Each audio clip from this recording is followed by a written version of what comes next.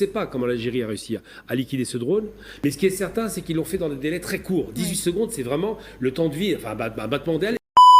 Sauf que là, l'Algérie n'a pas parié sur ce qu'on faisait à l'époque, dans les années 70-80, sur une armée pléthorique et peu efficace. Elle a parié sur une armée technologiquement avancée, qu'elle a modernisée, et on voit le résultat. C'est-à-dire que les gens ne savent même pas comment ça s'est passé. Il faut rappeler quand même le choc psychologique de la part de ceux qui ont testé, parce que c'est un test qui a été fait.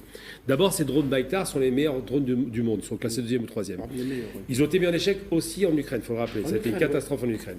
En Irak, bon, c'est un théâtre de guerre, on peut le comprendre, mais là, c'est pire que tout, en Libye. Parce que là, on a quoi? On a un drone qui va violer le territoire sur 2 km et en 17-18 secondes, il est abattu. Et personne ne sait comment ils ont réussi à faire. Et ce qui est intéressant, c'est que les drones étaient l'avenir de la guerre et que ça devait faire peur à tout le monde. Et là, on se rend bien compte qu'il y a un changement de paradigme. Comme les missiles hypersoniques, c'est qu'on voit bien qu'on fait la guerre avec des engins téléguidés qui peuvent faire des gros dégâts. C'est vrai que c'est des drones qui sont capables de porter en plus des missiles. Mais là, la catastrophe... C'est des drones qui ont déjà fait des dizaines de victimes. Ça n'arrête pas. Et moi, je dis que les drones, je vais le dire clairement, c'est la guerre des lâches. On le voit bien en Palestine occupée. Ils tuent des enfants avec des drones. Mais en même temps, ça démontre que le tout technologique n'est pas nécessairement la meilleure réussite. On ne sait pas comment l'Algérie a réussi à liquider ce drone. Mais ce qui est certain, c'est que...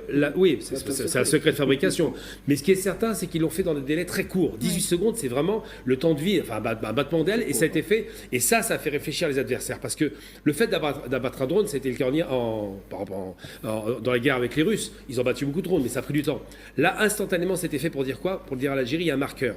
Vous dépassez la ligne rouge, il n'y a aucune chance pour ceux qui vont dépasser la ligne rouge. Donc il faut se gargariser d'une chose, c'est qu'effectivement, la modernisation de l'armée algérienne s'est faite dans le bon ordre, de façon très intelligente, et avec des techniques de sécurité qu'on ne connaît pas et qui doivent rester sécurisées.